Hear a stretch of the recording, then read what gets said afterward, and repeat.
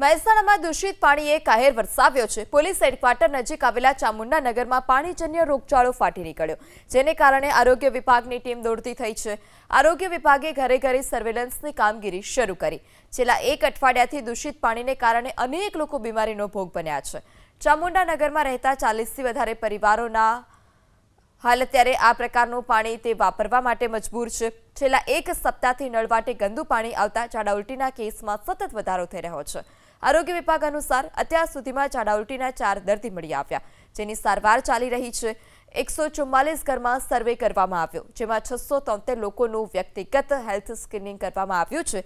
760 chlorine ટેબ્લેટ્સનું વિતરણ કરવામાં આવ્યું। તો આ તરફ વોટરવર્ક્સ વિભાગની ટીમ છેલ્લા 2 દિવસથી જમીનમાં રહેલી લીકેજ શોધવા માટે મથામણ કરી રહી છે। અત્યાર સુધી 3 મોટા ખાડા ખોદવા છતાં ગટરનું પાણી ક્યાંથી ભળે છે તેનું કારણ સામે નથી આવ્યું, લીકેજ પણ નથી મળી આવ્યું। પાણી સમસ્યા છે અઠવાડિયાથી પાણી આવતું હતું પણ કોઈને ખબર પડતી નથી।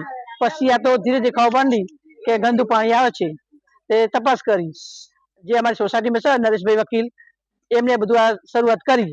અત્યારે એમને કોઈ ખબર નથી।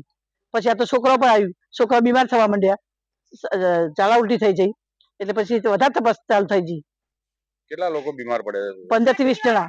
વિનેશ કુમાર, આ સમસ્યા તો 10 દિવસથી અઠવાડિયેથી ચાલુ છે, પણ નગરપાલિકા વાળા લક્ષમાં લીધું ને 3 દિવસથી લીધું છે લક્ષમાં, કે ધીમી ગતિ કામ ચાલુ છે અને અમારે પાણીની તંગી પડે છે। અમે બહારથી પાણી લઈને પીએ છીએ, વાપરવાનું બી ટેન્કર આવે છે અને આ ગંદા પાણીના હિસાબે છોકરાની બીમારી થઈ ગઈ, ઝાડા ઉલટી ને એવું બધું થઈ ગયું।